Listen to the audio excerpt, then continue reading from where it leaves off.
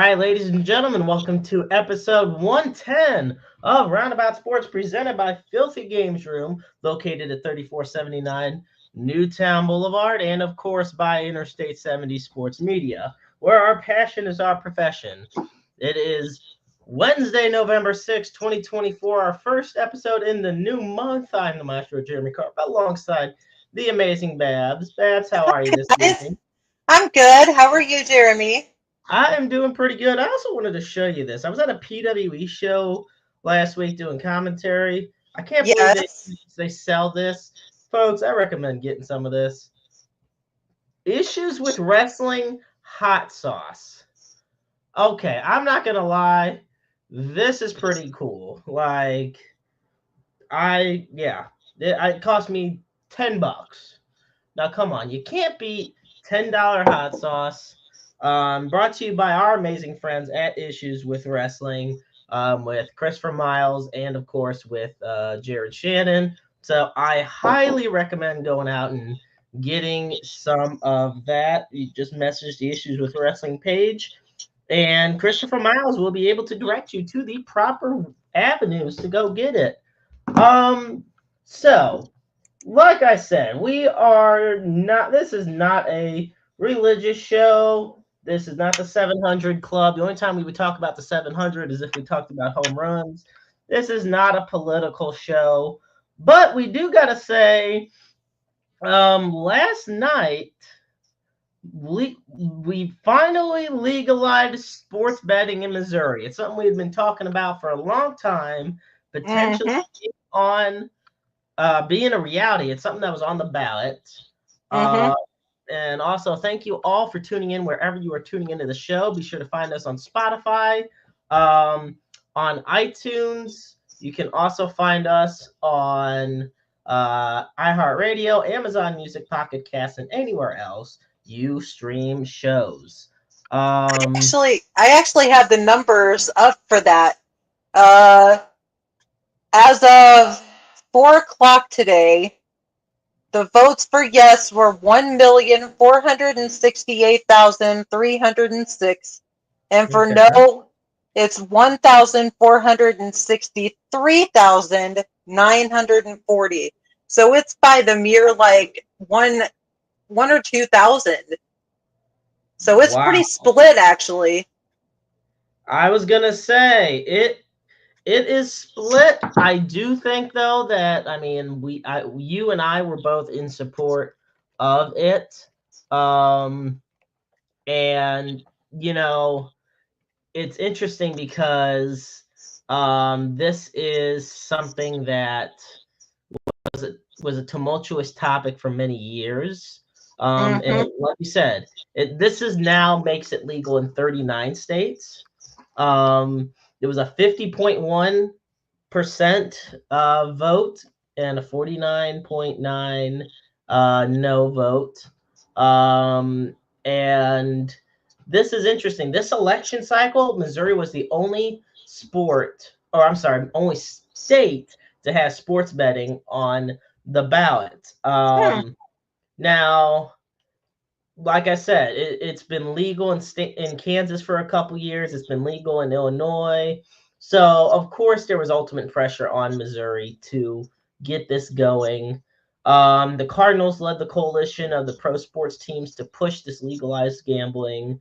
Over 3,400 or 34,000 signatures um, led to Amendment 2 being put on the ballot. Six teams led the coalition.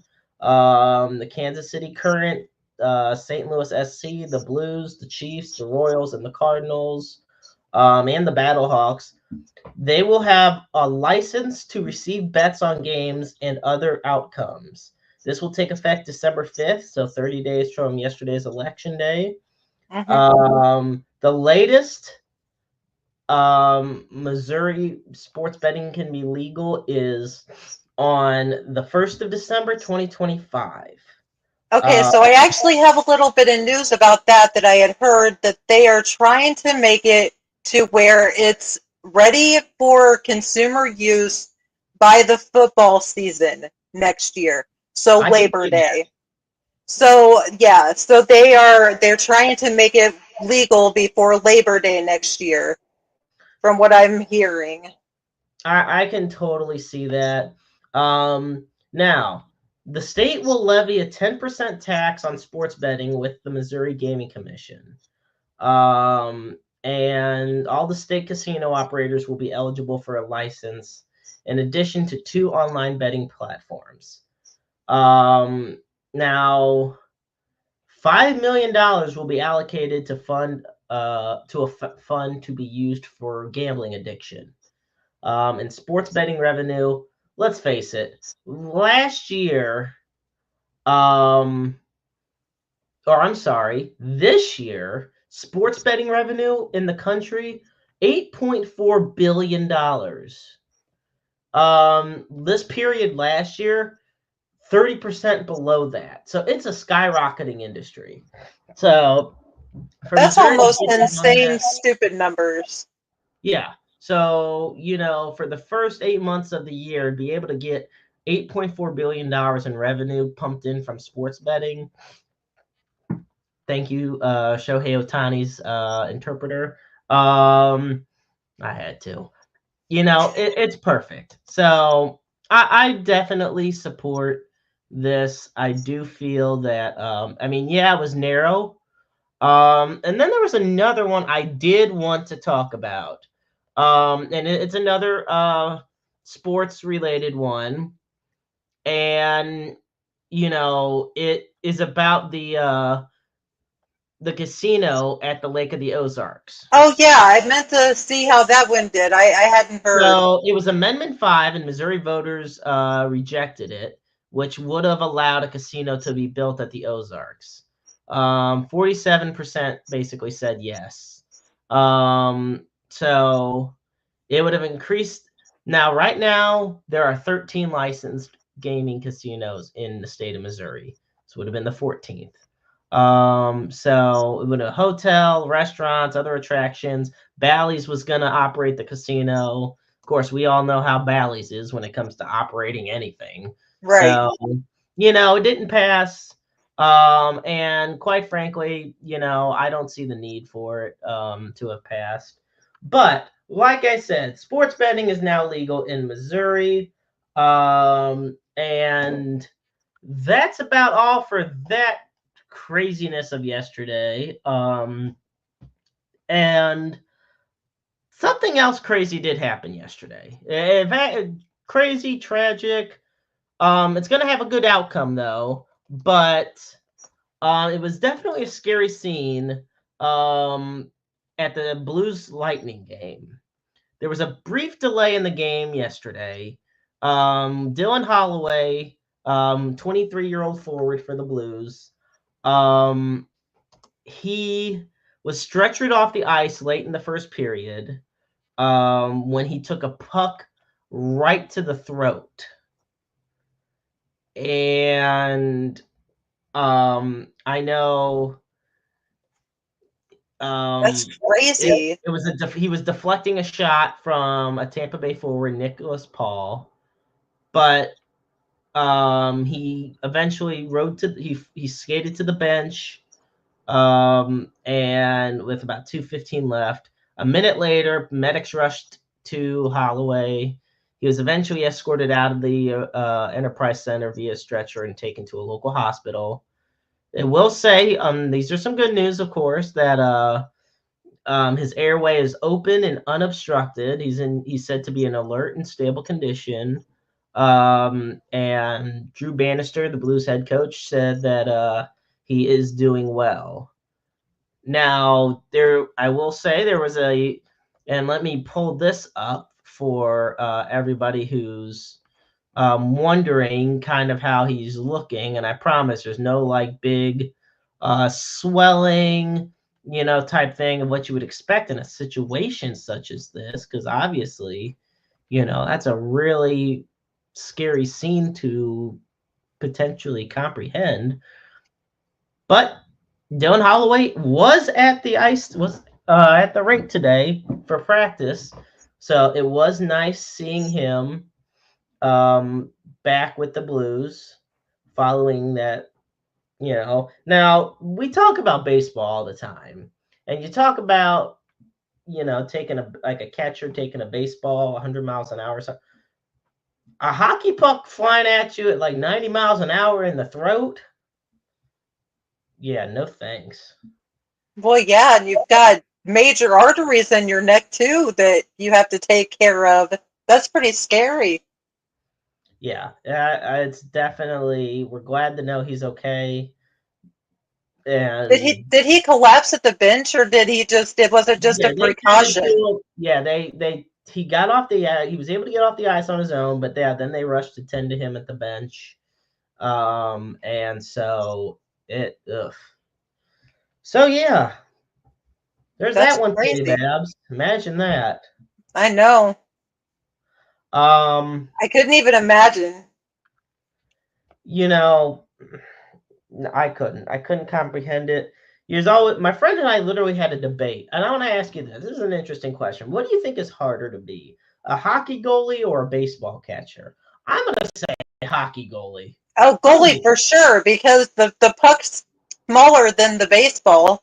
I mean, honestly, it is. well in that, and I mean, yeah, you got all this extra padding, but at the same time, you're constantly moving. Um, and this isn't taken away from being a baseball catcher, but just watch a hockey goalie and see all Mm-hmm. the insane movements and everything he has to make while wearing all that padding.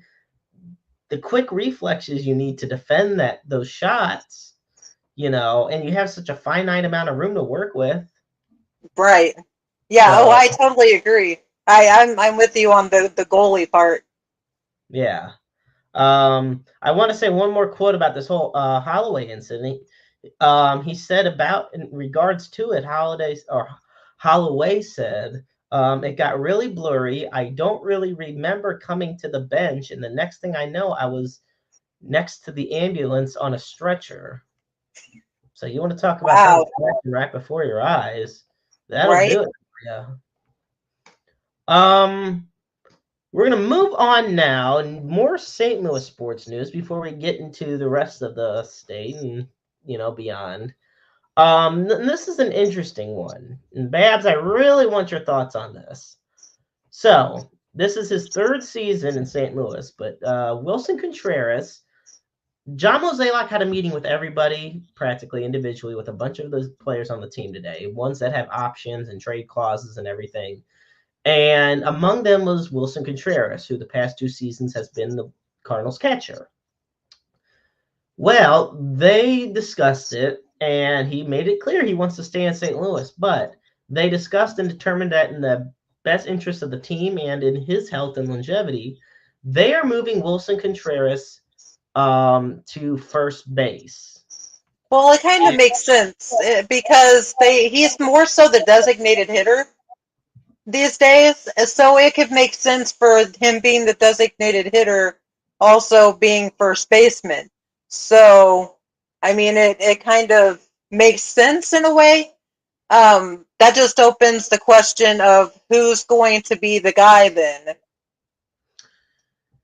Yeah, a lot of people think that Ivan Herrera is going to be the main guy to get a lot of reps, but who do you think? So let me throw out an interesting name for you. Let's throw out JT Realmuto, because Mm, he is on the table to be traded this year.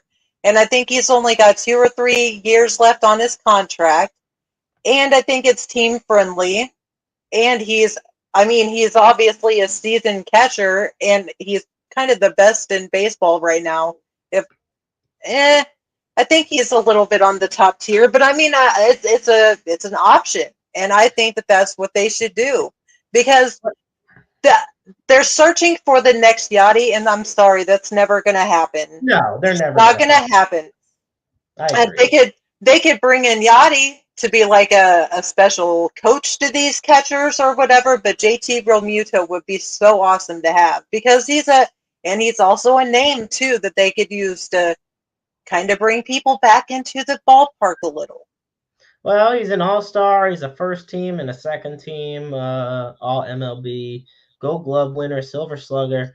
I remember the whole sign JT campaign the Phillies had Mm-hmm. when he originally was when he left the Phillies. It was as a free agent, and the Phillies re-signed him in 2021 to a 5-year, $115 million deal, which is the largest for any catcher in history. Right. Um, and now here we are. He's nearing the end of that deal. So a lot of the money is off that table.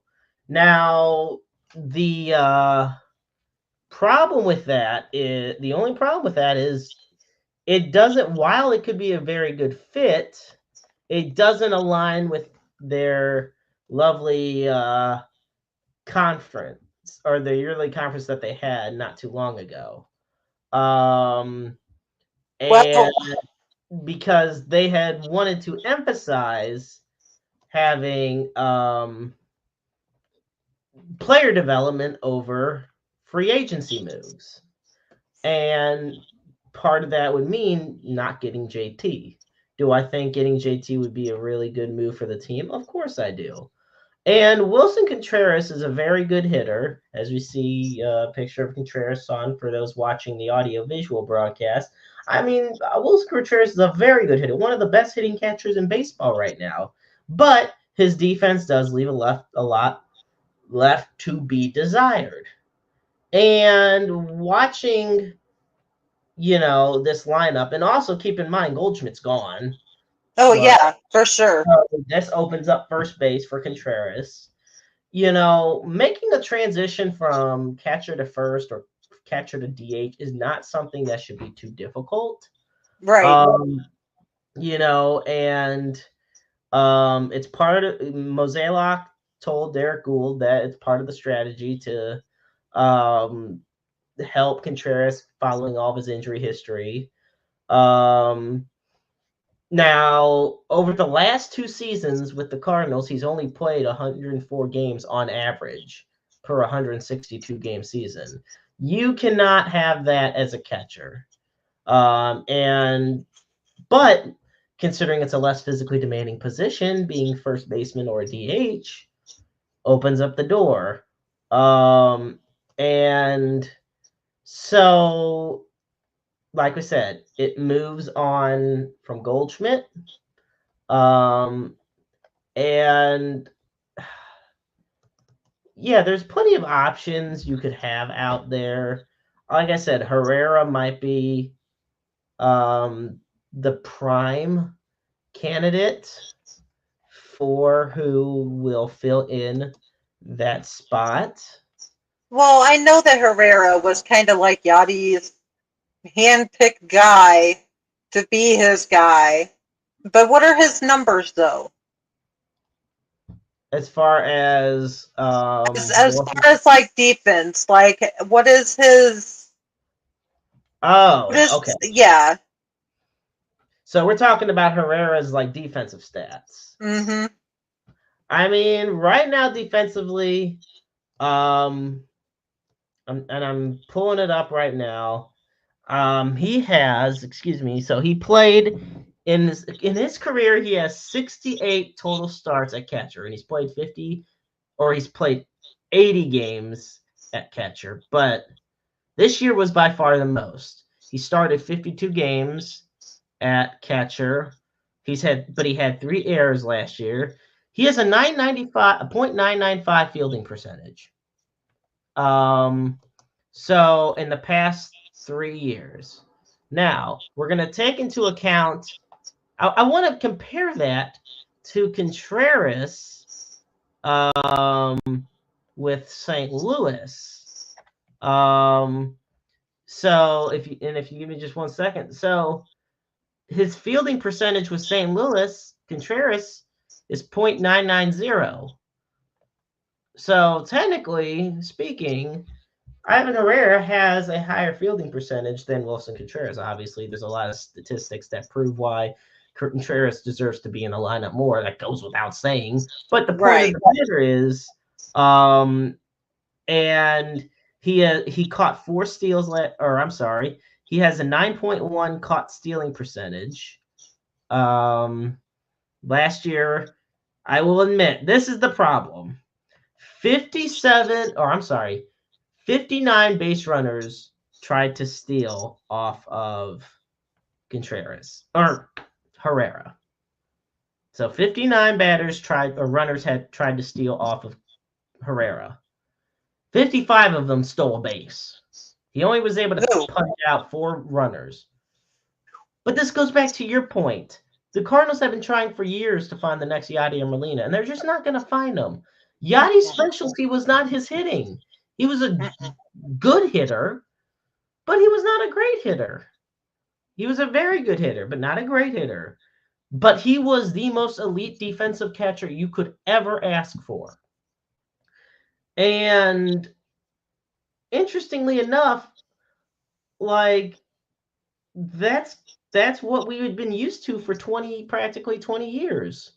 Yeah. Contreras comes in, is a great hitter, decent fielder. Herrera comes in, and because we spent 20 years watching elite fielding, when you see a guy that is the reason, like, plays a part in 15 wild pitches and 55 stolen bases, you kind of get the issue people have. It's the sample sizes they see. Right. And he no fielding awards, no nothing. He had a pass ball.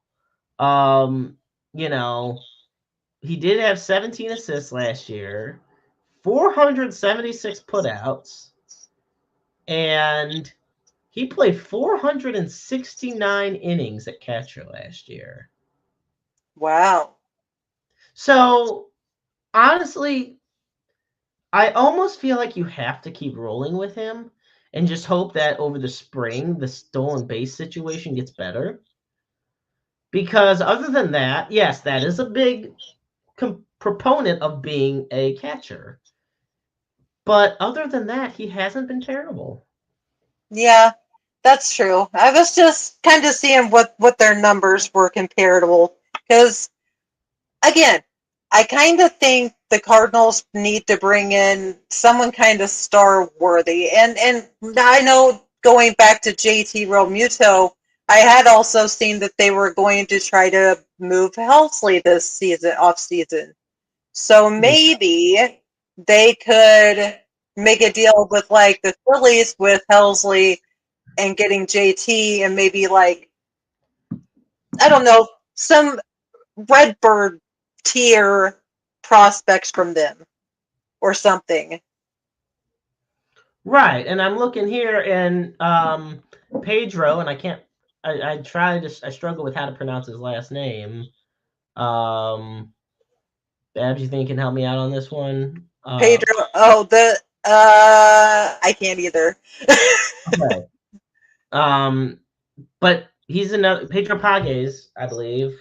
Yes. Um, another young catcher that's probably going to rotate in a lot with Herrera. There's options. There's options in the organization that they will go through and looking. And I think that this is the smart move on the Cardinals' part. So I guess the theme for next year is let the kids play.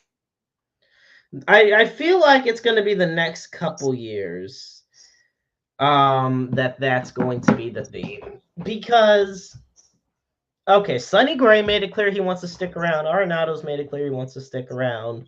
Wilson Contreras is 32 years old. He says he's aiming. He wants to stick around. So the Cardinals have these guys that want to be here. Then you look at all the young guns in the organization. You got your Mason Winns, your Jordan Walkers, your Ivan Herreras, your Matthew Liberators. There's a lot of guys in this organization. One's in Lucan Baker, Tink Hence. There's a lot of guys that have not even made their major league debut. And there's a couple other names for next year that I think are going to make their. Well, then you got Quinn Matthews, Thomas, so JJ Weatherholt. I mean, there is a lot of top prospects that the Cardinals have over these next couple years. Um, Another one, I have said his name multiple times on the show. Um, and he's lower ranked right now in the prospect list. He's a reliever, but I'm going Pete Hansen. I want to see Pete Hansen. Um, I want to see Chase Davis, Jimmy Crooks. There's a lot. Jimmy Crooks, there's another going. There's a catcher for you. Like the Cardinals have a good farm system, and the problem is they've just been struggling to develop who they have over the past few seasons. Mm-hmm. Very much so, and that's very telling with the Jordan Walker scenario for sure. Yeah, that is an absolute cluster of a situation regarding Jordan Walker. Um, Yes. and I look at where we are at with all of that, and I wonder if he wonders where he's at with all of it too. yeah, where he fits in with everything. Yeah, I don't Um, blame him though. I mean, keep him around. You gotta have faith in Jordan. You know what? All right, I want to ask you this because I know you remember this well. All right, and I'm giving you the floor on this one. How much out of whack did things become for the Cardinals and their development when Oscar Taveras died? Oh my gosh, that gave me goosebumps just like hearing it. But okay, so they expected Oscar to become this superstar outfielder, and I think that's what they were expecting with Jordan Walker, because I kept hearing all of the rumbles and all of this that he's the next Oscar Taveras, and the Cardinals are going to be great, and we're going to win the World Series with him. Uh, you don't send someone back to Memphis after 3 weeks of being here if they're the next superstar and we're going to win the World Series with him. I am so upset about this situation with him. And they didn't even really give him a chance. They just kind of brought him up for like what, 1 or 2 games, and then they sent him back down. And it's Yeah. just like you don't do that to a superstar caliber player if you say that's what he is. So yes, and things have definitely been out of whack because there was a lot of things that happened with Oscar and everything that kind of crumbled with that because, well, I mean, as much as I love Carlos Martinez, he really wasn't the same after Oscar died either. And it was just a whole domino effect of everything. Right. And I just remember, and people have thought about, I know, give me 1 second. Okay. I know that Tavares was supposed to be, he was still supposed to be on this team. It would have been his 10th or 11th year with this team. He Mm-hmm. was the big prospect. He was the big guy. He was El Fenomeno. He was the phenomenon, was Yeah, nicknamed. And days after the Cardinals got eliminated, he died in the like car. 3 days, I think. 3 days after he had gotten home, it was 3 days. October 26th. Yeah. Yep. So yeah, I look at that and I feel that Well, was a okay. big Let me turning point. let me play devil's advocate a little bit and let me be a little empathetic on the Zalix side here. Now let's talk about Oscar, and he also had to make some pretty tough decisions after that because once you lose a superstar player like that, you're kind of left of, well, what do we do now? So I think they're just kind of trying to find that lightning in a bottle, and he's needed to like not do that the last few seasons because it's just not going to happen. That's not how that works. But Right. I will say that I have a lot of empathy on Mo because he did have to make a lot of really tough decisions, like right right then. So yeah, I at least have a little bit of empathy, but it just needed to stop like 5 or 6 years ago. Right. Um.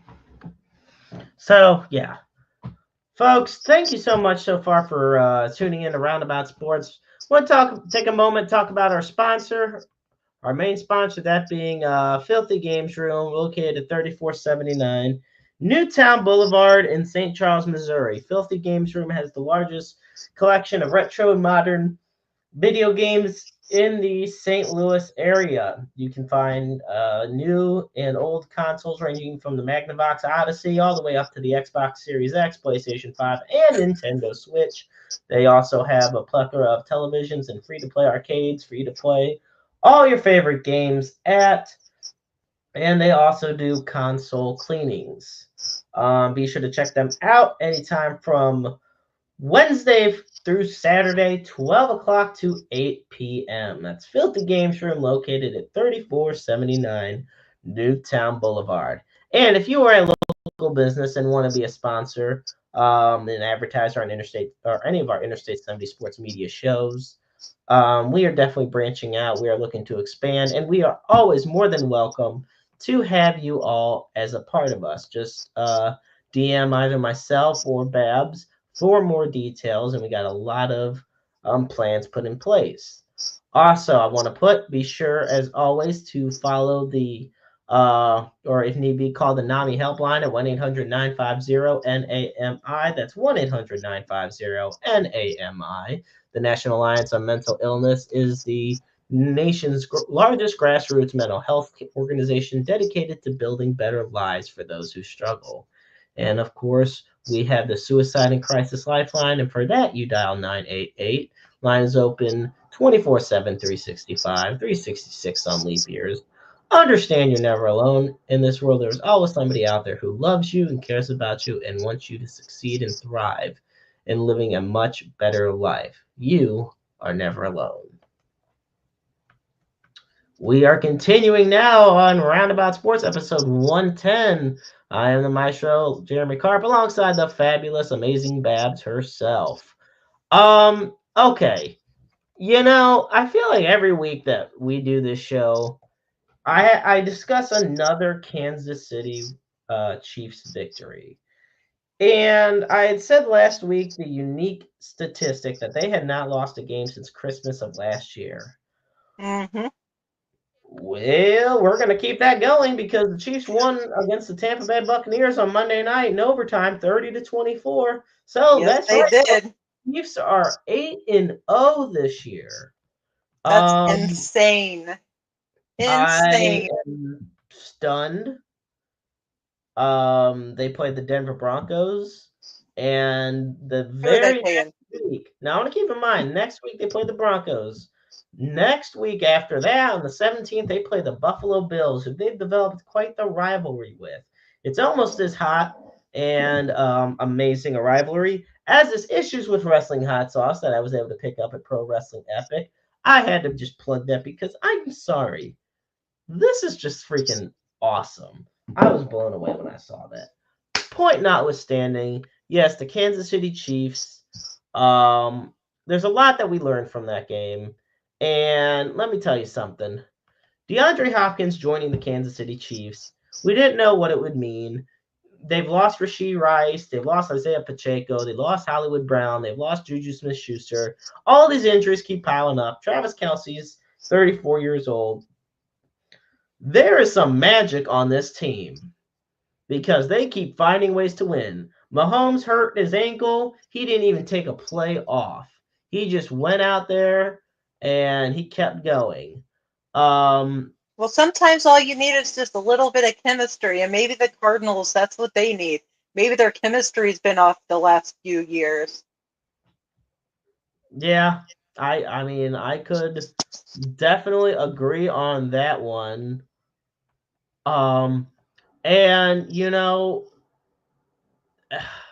Buccaneers took a lot of hits as well with injuries, but they're still not a slouch of a team. There's still a lot of good players on this Buccaneers team: Baker Mayfield, Rashad White, um, Bucky Irving, and then they have a very good defense, of course, as well. And look, they took it to overtime, so kudos to the Kansas City Chiefs to making it to 8-0 in what was a very thrilling game.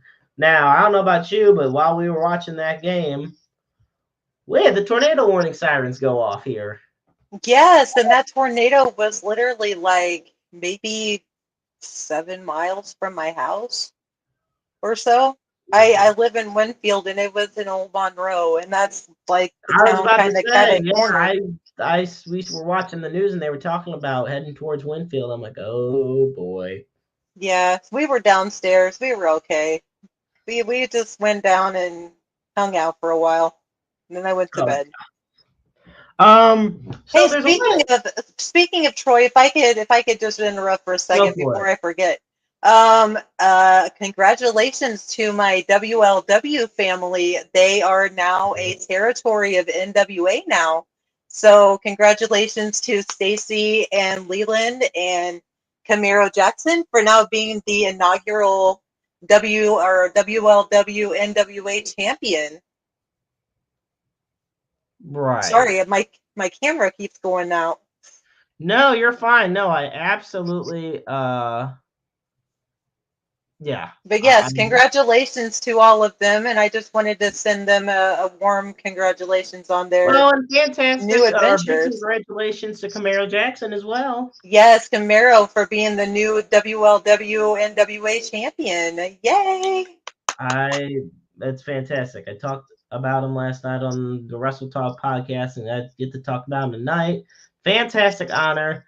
Nice seeing the territories coming back. It's something that's much needed in professional Well, not wrestling. only that, it's just I feel like I'm a little biased because I've known them forever, but I feel like Stacy and Leland deserved something special for them, and I'm so glad that they finally got it.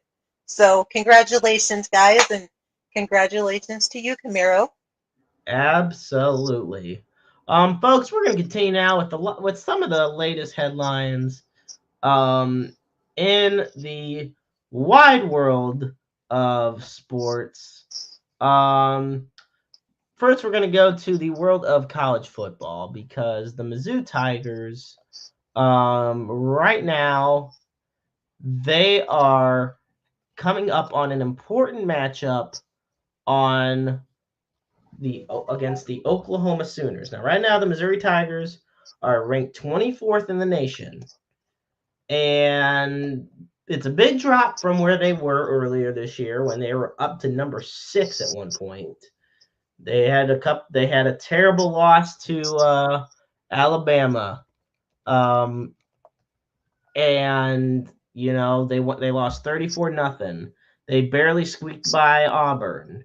They got beat by number 15 Texas A&M 41-10.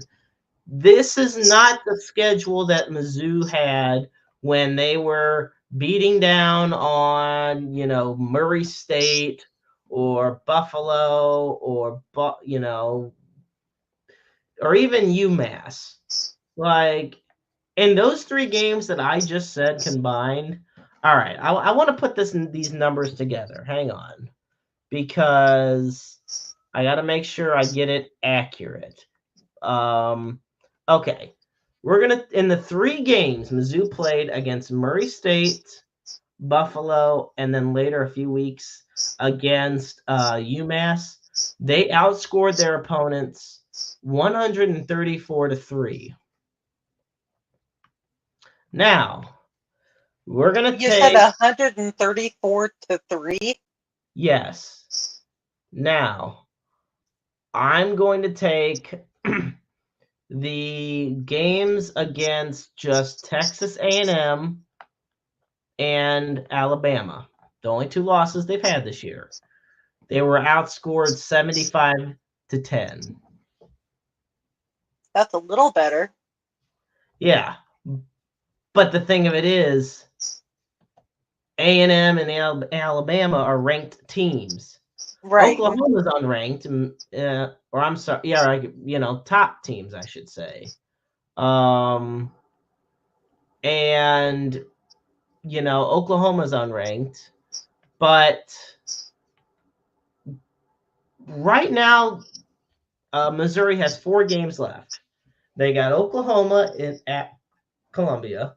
They got South Carolina. They got Mississippi State, and they got Arkansas.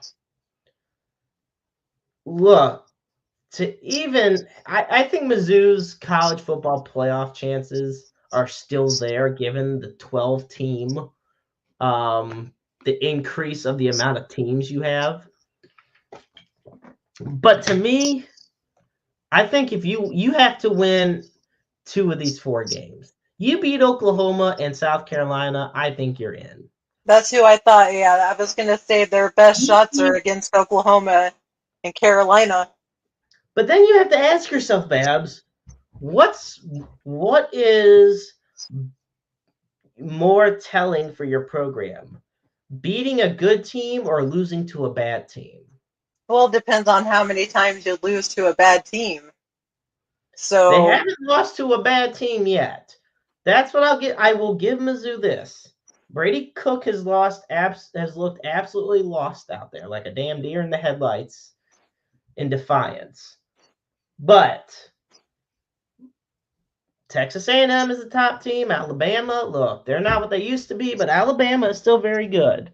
It took a couple overtimes for them to beat Vanderbilt, and Vanderbilt has proven, keep in mind, Vanderbilt beat Alabama. So it's not like they're slouches either. They beat Auburn. Auburn's not a slouch.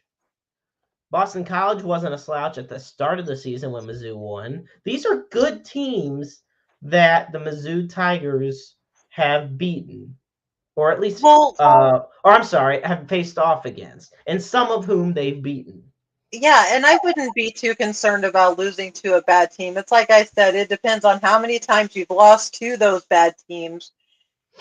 And losing to better teams to your standards, I guess, or your class isn't Right. isn't bad. I guess I'm what I'm trying to say. Well, and it's funny because this is the first time in 13 years when the Peace Pipe rivalry continues. They in 2011 was the last time they won. Or I'm sorry, 2011 was the last time that these two teams faced off. 2010 was the last year Mizzou won. In the last meeting, Oklahoma won 38-28. Um, you know, there are a there are a lot of interesting there's a lot of interesting history here. Meanwhile, um, the Sooners entered this game tied 29th in the FBS in total defense.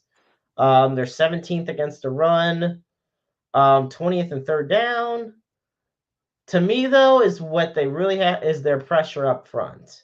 And that's where Mizzou's offensive line is going to have to step up. And one thing I'm worried about, though, this is Brady Cook. He has to have a damn good game. And he has not had that lately. Well, I figured as long as they win, like we said, those 2 or 3 games, they'll be okay. Yeah, and I wanted to put up the hang on. I want to put up the rankings right now. The first 2024 college football playoff rankings. I have to get the full list. So give me 1 second. First off, I want to say for the first time in history, Army's up there, which I think is so cool. Army's there at number 25, okay? So Army's number 25. Mizzou 24. Clemson is 23. Louisville is 22. Washington State's 21. The Colorado Buffaloes are there at 20. Kansas State, them Jayhawks, are there at number 19. Pittsburgh, a surprising one, is there at 18. Iowa State is there at 17. Ole Miss at 16. LSU at 15. Texas A&M at 14. Now, here's a team that I've been cheering for. I mean, just A, I like the logo, and B, it is kind of cool seeing them up there. SMU at number 13. Boise State at 12. Alabama, 11. Notre Dame, who, look, we all saw the game opening the season when they lost to Northern Illinois. They have won every game since then. They have won 7 straight games after losing to Northern Illinois. So that game lit a fire under their ass. They were I'll like, give them never again. Never again, guys. literally. BYU's at number 9. Indiana, a big surprise. 9-0. They're ranked at number 8. Is that out of Bloomington? Yes. Oh, wow. Tennessee, Penn State, and Texas are 7, 6, and 5. All of them are 7-1 on the season. The Miami Hurricanes coming in at number 4, 9-0. And then our top 3, Georgia's number 3 at 7-1, Ohio State's number 2 at 7-1, and number 1 in the nation, the Oregon Ducks at 9-0. Wow, that's random. Now, keep in mind, the top 12 teams are the ones that'll go in the bracket. So Mizzou does have a bit of a climb to go. And this was a 4-team playoff. And I mean, Ohio State lost to number 1 Oregon in a thrilling game couple weeks ago. So there's a lot of talent there. Personally, I want to see Army make it up there too. Yeah, that would be cool. But my heart is kind of with Ohio State because I am an Ohio State fan. You're an Ohio State fan. Okay, that is totally fine. There's a lot of fun, and the season's not over yet. And I also hope the Illini find their way back up there because the Illini have had a pretty good season. Now, I want you to try to remember the names that I said up there. Try to think of the most significant name I did not say. Alabama. No, Alabama was number 11. Oh, 11, yeah. Gosh, I don't even know. There's so many schools. This one you're going to get a kick out of. This team is 10th in their conference. They're 10th in the Big Ten. The Michigan Wolverines, the defending national champions. They're not even in there. And it's not even that they're getting snubbed. They're 3-3 in the conference, and they're only 5-4 all season. Well, I think that kind of happens with every championship team, though, because look at baseball. Every team that's pretty much won the World Series has crumbled the next season. Right. I look at the as far as the give me 1 second. I have to go back to the Big Ten. It left me. Okay. You got Wisconsin, Washington, Illinois, Minnesota, Iowa, Penn State, Ohio State, Oregon, and Indiana all ahead of them. So there's not much room for error. Even if they win out, but their chances are done. It's a really competitive field, and it's losing Coach Harbaugh hurt too. Mm-hmm. So, I wanted to ask you, Babs. There's a professional wrestling topic out there. That is happening that I wanted to ask you about. Now,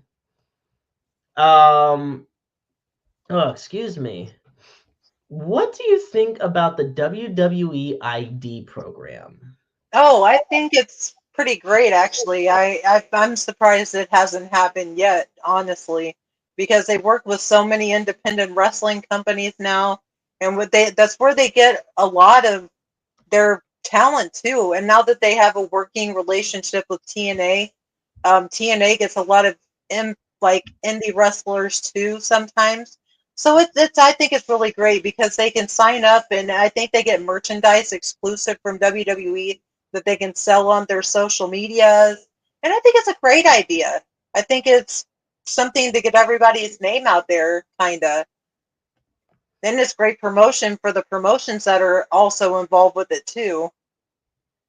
Yeah, no, absolutely. And I do want to say a good one is also, let's take a look at um, you know, like the House of Hardcore, Reality of Wrestling, are just a couple of the notable places that have been WWE. All right. So remember WWE's tagline, "Get the F out."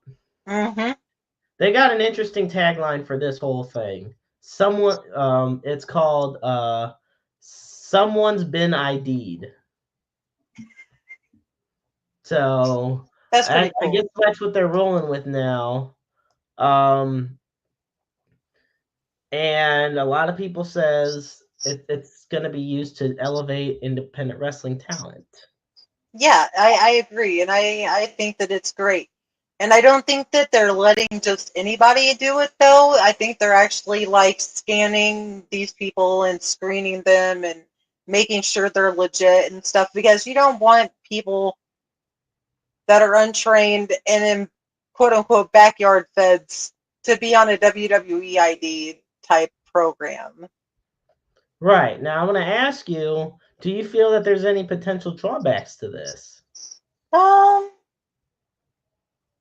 well, no, per se, because I mean, honestly, I kind of think Vince did this as kind of like a ha ha ha to Tony Khan because Tony Khan gets a lot of independent wrestlers. That's where he tries to get his stars from.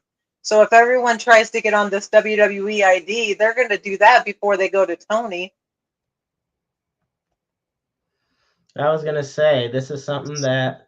Now, I wanted to ask you this wrestling question. I know a lot of people um,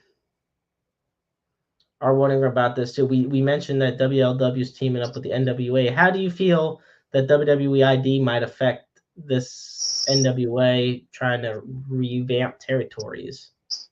Well, I don't think. Okay, is anybody in St. Louis involved with this WWE ID like promotion wise? At the moment, no. Well, then I don't think it'll be a problem. And if until that happens, I mean, honestly, I kind of see NWA being like, "Hey, we were here first. Go away." You know what I mean? Right. So yeah, I kind of see maybe like I don't know, lead singer Smashing Pumpkins going Hoopla and Vince or Triple H. I honestly don't think that Triple H or Vince would do that because they've been working with the NWA for a long time anyways, and I think that this was just kind of a long time coming type deal for the or WLW per se. Right. Okay. Well, Well, I it's a guess we'll very have to interesting see. concept. I was going to say it's a very interesting concept nonetheless. Maybe you can Um convince Lenny. yeah, oh god, that would be very interesting. So the last thing I want to talk about for To this say the evening, least. um Patrick Mahomes, we're going to go back to Mahomes magic, but we're going to take away the moment for football. Patrick Mahomes already has an ownership stake in the Kansas City Royals, but he Hmm. wants to bring a WNBA team to Kansas City. Um, he says, quote, he said this not too long ago. He goes, we want to get basketball to Kansas City in general and then WNBA. The success they've had this last season and last few seasons, it's kind of a no-brainer. They are an investor in the Kansas City Current soccer team currently. Um, and they built the T-Mobile Center in 2007, hoping to bring an NBA or NHL team. Now the T-Mobile Center they've yet to get an NHL team back or an NBA team back, but they have hosted unbelievable amounts of events in the T-Mobile Center, and they've hosted a lot of Big 12 men's, women's, and basketball tournaments and matches. So what are your thoughts on the potential of a WNBA team going to Kansas City based off the Well, success of this past season? well, Patrick Mahomes is a wizard anyways because he got Whataburger to come to Kansas City. So if he could convince a restaurant to bring a business to Kansas City, I mean, anything is possible. And I think it Right. would be great though. And I bet that would be something maybe the, Missourians themselves could pay attention to and basketball. And then maybe it could open up, like a door to get maybe like an NBA team too. I'm gonna say that would be, yeah, that is an interesting one. I mean, that I could see it maybe happening, not right now, but maybe, 10, 11 years down the line, at least. Yes, you know what? Yeah, I can see that one too. Actually, I really can. Well, and they're trying to build up Kansas City sports as well, too, because I mean, the Royals are doing better with baseball, and your Chiefs are pretty much kicking ass anytime they go out there. So it would be great to have something else for them because they really don't have anything else besides that. I was gonna say, especially with the future of where the Chiefs are going and the Royals are going in limbo, I think it would be a great. And the thing of it is, like, you know, it's the growth of the WNBA that really is a big thing. And the WNBA recently announced an expansion. In the coming seasons, Golden State, San Francisco, Portland, and Toronto will be adding teams, which brings the league up to 15. They want to add a 16th team, like I said, by 2028. And there's 3 cities that are competing as of now. There's 3 main cities: Kansas City, Philadelphia, and St. Louis. Hmm. Now, I want to ask you this before we wrap up this evening. My last question this evening, Babs? Who do you think is more likely to get a WNBA team, St. Louis or Kansas City? Kansas City for sure because we're saturated with sports the way it is. Yeah, I was gonna say we are. Oh Even wait, if you're well adding Kansas only City's got a 2 soccer team people too, back, right? huh? Kansas City's got a soccer team too, Yeah, right? they got well, there's the Kansas City Current, but their MLS team is um the Sporting KC Oh in yeah. Okay, yeah, because I couldn't remember if they had one or not, but I mean, yeah, definitely for sure, because we've and the got, Current is the national women's soccer team. So yeah, Kansas City would probably be more likely for a WNBA team because it's like I said, St. Louis is already saturated with sports the way it is. I don't think I don't think fans would accept an NWA team anyways. no. Yeah, I don't see it either. Well, folks, we're going to wrap it up this evening here on episode 110 of Roundabout Sports. I want to thank the amazing Babs, as always, for joining me. And, of course, we always end the show by putting up the NAMI helpline. That's 1-800-950-NAMI. 1-800-950-NAMI. The National Alliance on Mental Illness is the nation's largest grassroots mental health organization dedicating to building better lives for those who struggle with mental health issues as well as their families. Be sure to follow Roundabout Sports on Spotify, iTunes, iHeartRadio, Amazon Music, Pocket Cast, and anywhere else you may get your podcast. We are also on Facebook, on X, on our official Interstate 70 Sports Media YouTube channel. And you can be a sponsor for the show just like Filthy Games Room is. All you have to do is shoot us a DM. We support local, especially, and we have plenty of deals and plans. And we have a lot of great folks in the world of radio and broadcasting that support us on our journey. And lastly, we put up, as always, to close it out, the Suicide and Crisis Lifeline. For that, you dial 988. The line's open 24/7, 365, 366 on leap years. Understand you're never alone in this world, and there's always somebody out there who loves you and cares about you and wants the absolute best for you. We all go through struggles, but those struggles should not be traveled alone. You are just a phone call or a text message away. And you could be the listening ears and watchful eyes for somebody else in need. Thank you all so much for tuning in this evening. I'm the Maestro Jeremy Karp, and that's Babs. And remember, life is a book full of empty pages just waiting to be written in. Make your lives worth reading. Good night, everybody.